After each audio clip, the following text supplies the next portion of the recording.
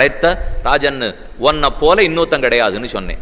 நான் உனக்கே இன்னொன்னு கிடையாதுன்னு நான் சொன்னேன். இப்போ உன்னை போல இன்னொருத்தன் கிடையாதுன்னு சொன்னேன். உனக்கு எல்லாமே உண்டு, ஆனா இத்தனை இருக்கிற உன்னை போல இன்னொரு ராஜா லோகத்துல தேடினாலும் அப்படாது. அதைத்தான் நான் சொன்னது கருத்துன்னா, இந்த 200,000 பொற்காசு வாழ்ந்து போடுனுட்டான் ராஜா. இவர் காரியம் ஆயிடுத்து. இப்ப நம்ம காரியத்துக்கு வருவோம். கீழே புலவன் சொன்னதுக்கு என்ன அர்த்தம் வேண்டும்? அவனை தவிர ரெண்டாவது கிடையாதுன்னுட்டு, அது அத்வைத்தம். அடுத்து புலவன் சொன்னதுக்கு அர்த்தம் என்ன வேண்டும்?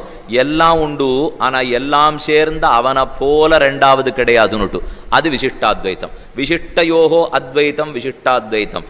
விசிஷ்டம்னா கூடினது, பரபிரம்மம் பரமாத்மா அச்சித்து சித்து இரண்டோடையும் கூடி இருக்கும் இல்லையோ, இந்த கூடின பிரம்மத்தை போல ரெண்டாவது கிடையாதுங்கிறது விசிஷ்டாத்வைத்தம்.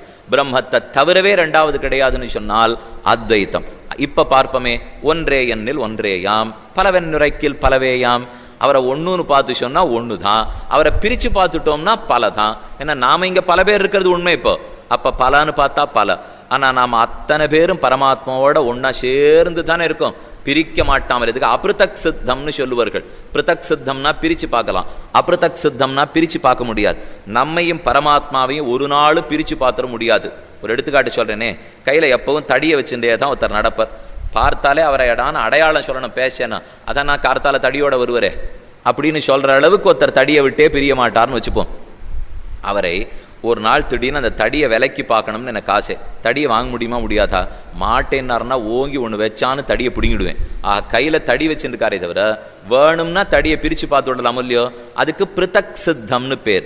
பிரித்து பார்க்க முடியும், ஆனால் சேர்ந்துருக்கு. இன்னொரு விதம் அப்ருதக் சித்தம். இந்த வேட்டியில் வெண்மை இருக்கும் இல்லையோ, வெள்ளையான வேட்டின்னு நான் சொன்னேன். சரி, அந்த வெள்ளையை கழட்டி கொடும்னார் ஒருத்தர், கொடுக்க முடியாது சொல்லி என்னாலே.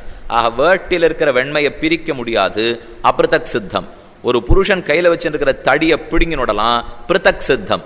இந்த உலகம் அத்தனையும் சித்தும் அச்சித்தும் பரமாத்மாவோட அப்ருதக் சித்தங்களாக சேர்ந்திருக்கும், விட்டு பிரிக்க முடியாத சேர்ந்திருக்கும். ஆனால் ரெண்டும் தனித்தனி தான், பெருமானுடைய திருமேனியோட ஒட்டி கொண்டிருக்கிற சொல்லியோ, அதை விசிஷ்டாத்வைத்தம்னு சொல்லுவார்கள். அத்வைத்தப்படி பார்த்தா ஒன்றே எண்ணில் ஒன்றேயாம், விசிஷ்டாத்வைத்தப்படி பார்த்தால் பலவே எண்ணில் பலவேயாம். ரெண்டு படி பார்த்தாலும் நன்றே நம்பி குடி வாழ்க்கை என்று கம்பராமாயணத்திலே பெரியவர் தெரிவித்தார். அதைத்தான் இங்கே ஓங்கி குரலெடுத்து கூப்பிடுகிறான் கஜேந்திரன். உன்னை ஒன்றுன்னு சொல்லுவேனா, உன்னை ரெண்டுன்னு சொல்லுவேனா, உன்னை பலன்னு சொல்லுவேனா? பகவன் எப்படி கூப்பிடுறதுன்னே தெரியலை. நம்மாழ்வார் ரொம்ப அழகா ஒரு பாசுரத்தில் சொல்றார். கீதாச்சாரியனுடைய 10வது அத்தியாயத்துக்கு விபூத்தி அத்தியாயம்னு பேர். தன்னோட சேர்ந்து இருக்கிற மொத்த விபூதியும் எடுத்து காட்டினானோல் எம்பெருமான். புகழுநல் ஒருவனென்கோ பொறிவில் சீர் பூமியன்கோ, திகழுந்தன் பறவையென்கோ, நீழ்சுடர் இறங்குமென்கோ, நெகிழும் ஆகாசமென்கோ, நீழ்சுடர் அனைத்துமென்கோ, நான்முகக் கடவுளென்கோ, நளிர்மதி சடையனென்கோ. உலகத்தில் எந்த பொருளனுடைய பேரை சொன்னாலும் அது நேர பகவான் அளவுக்கு போய் அர்த்தம் சொல்றதான். ஒரு குழந்தை இடத்துல 2 மாம்பழத்தை கொடுத்தேன். மாம்பழத்தை எடுத்து இப்படி இடிக்கிண்டு ஓடி போடும் வீட்டுக்கு. அதுங்கிட்ட 4 மாம்பழம் கொடுத்தேன். 2 இங்கே இடிக்கும், 2 இங்கே இடிக்கணும், 2 கையில் தூக்கின்னு போடும். இந்த மண்டபம் முழுக்க மாம்பழத்தால் ரொப்பி, குழந்தாய் உனக்கு வேண்டிய மாம்பழத்தை எடுத்துக்கோன்னா இங்கே கை போனால் அங்கே தாவறது, அங்கே கை போனால் இங்கே தாவறது. கடைசியில் என்ன திரும்பாகும்? ஒரு மாம்பழத்தையுமே எடுத்துன்னு போகாது. இது மொத்த இடத்தையெல்லாம் கொடுத்தா பிரமிச்சு படும் இல்லையோ குழந்தை. நம்மாழ்வார் இப்போ குழந்தை தான், அவருக்கு பெருமானுக்கு இருக்கிற மொத்த திருநாமமும் ஞாபகம் வந்தது. எதை சொல்றதுக்கு போனாலும் மற்ற நாமங்கள்லாம் கோவிச்சுக்கிறதான். ஏன் என்ன சொல்லி கண்ணனை சொல்லக்கூடாதானே, எதுக்கு அந்த நாமத்தை சொல்றேன்னுட்டு பார்த்தார் ஆழ்வார். கண்ணனை கூமாறு அறிய மாட்டேன், உன்னை எப்படி கூப்பிடுறதுன்னே எனக்கு தெரியலேன்னு விட்டார். அந்த அளவுக்கு பெரியோர்கள் பார்த்து பார்த்து பெருமானை அனுபவித்துள்ளார்கள். அவனை ஒன்னு சொல்லலாம், அவனை பலான்னு சொல்லிக் கொள்ளலாம். ஒரு கடிகாரம் பழுத்துப்பட்டு போயிடுது, சரியா வேலை செய்யலை, மணி காட்ட மாட்டேங்கிறது. நிஜத்தில் பார்த்தா 7:20, ஆனால் எனக்கு மட்டும் ஆரம்பிச்சு இப்போ 10 நிமிஷம் தான் ஆறுதுன்னு காட்டுறதுன்னு வச்சுப்போமே, சரியா காட்டலன்னு வச்சுப்போம். சரி, இது சரியில்லையேங்கிறதுக்காக கொண்டு போய் ஒருத்தர் இடத்துல சரிப்படுத்துறதுக்காக கொடுத்தேன். நாளைக்கு வாரும் தரேன் அப்படின்னு அவர் சொன்னார். 10 மணிக்கு தரேன்னு சொல்லியிருந்தார். 11 ஆச்சு, 1 ஆச்சு, தர்றதா தெரியல. நேராக அவர் கடைக்கே போய் அவர் முன்னாடி உட்காந்துட்டேன். எட்டி பார்த்தா அவர் இப்படி ஒரு மேஷை போட்டுட்டு வேலை பார்த்துட்டு இருக்கார். என் கடிகாரத்தை தான் பிரித்து போட்டிருக்கார். பார்த்தா அதிர்ந்து போயிட்டேன். ஒரு 100 பாகம் கடந்தது அதில். எனக்கு பயம், நான் ஒரு கடிகாரம் தானே இவர்கிட்ட கொடுத்தேன், இவர் எதுக்கு இப்படி 100ஆ பிரித்து வச்சிருக்காருன்னுட்டு போய் மெதுவாக அவரை பிராண்டி கேட்டேன். சுவாமி, நான் 1 தானே கொடுத்தேன், எதுக்கு 100 இருக்குன்னுட்டு. அங்கே உட்காரணும். சமையல் பண்ணிட்டு இருக்கிறச்சே ஒருத்தரும் உள்ளே வந்து பார்க்கவே கூடாது. பார்த்துட்டா அப்புறம் சாப்பிட்றதுக்கு பிடிக்குமா பிடிக்காதானே நமக்கு தோணாது. பேசாதவா பண்ணிட்டு வரட்டும், போட்டால் சாப்பிட்டு போயிடணும். அப்படி இருந்ததுன்னா தான் திருப்தியாக இருக்கலாமே தவிர உள்ளே ஏதானு பண்ணிட்டு இருக்கா, அவள் 2 காய்கறி திருத்தி வச்சிருப்பா, கீழே ஏதானு உப்பு கிடக்கும், எங்கேயான சக்கரை கிடக்கும், நமக்கோ ஒழுங்காக பண்ண தெரியாது. அப்போ பேசாமல் வெளியில் உட்காந்து சாப்பிட்டு போக வேண்டியதானே. அது உள்ளே போய் தேவையில்லாமல் இது இப்படி பண்ணியிருக்கே அப்படி பண்ணியிருக்கேன்னு கேட்ட, அப்படின்னா நாள்லேருந்து நீங்களே பண்ணிங்கோ அப்படின்னு தேவையில்லாத வார்த்தையை வாங்கிட்டு வெளியில் வர வேண்டாமோ இல்லையோ. அதே போல் யாரான ஏதானு பழுதுபட்டு போய் சரிப்படுத்தியிருந்தா அந்த பக்கம் போகவே கூடாது. நீர் சரிப்படுத்திட்டு கூடுன்னு நான் வாசலில் நிற்கிறேன் அப்படின்னு வந்துவிட்டா கொஞ்சம் நிம்மதியோடு நாமும் வாழலாம். இவர் தேவையில்லாத போய் பார்த்தார். இப்போ அது 100 பாகமாக இருந்தது. போய் அவங்ககிட்ட கேட்டார், என்ன இந்த மாதிரி பிரிச்சு விட்டியேன்னுட்டு. பேசாமல் உட்காரும், 10 நிமிஷம் கழித்து வாரும்.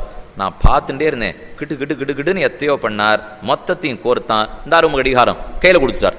இப்போ அதை நான் 100ன்னு சொல்லலாமா 1ன்னு சொல்லலாமா? இந்த கடிகாரத்தை 1ன்னு சொல்லணும்னா சொல்லிக்கலாம், கடிகாரத்தை 100ன்னு சொல்லிக்கணும்னா சொல்லிக்கலாம். கடிகாரத்தினுடைய பகுதிகள் பலன்னு பார்த்தால் பலதான், பகுதிகள் சேர்ந்திருக்கிற கடிகாரத்தை 1ன்னு பார்த்தால் 1 தான். அதனால தான் ஒன்றே எண்ணில் ஒன்றே யாம், 1ன்னு சொல்லலாம், பகவத் தத்துவத்தை பலன்னு சொல்லலாம் அல்லவா? இதெல்லாம் யார் வாக்கில் வைக்கிறார்? இப்போ வசிஷ்டரும் வாமதேவரும் பாடலை, ஆனை சொல்லின்னு இருக்கு பெருமானை பார்த்து.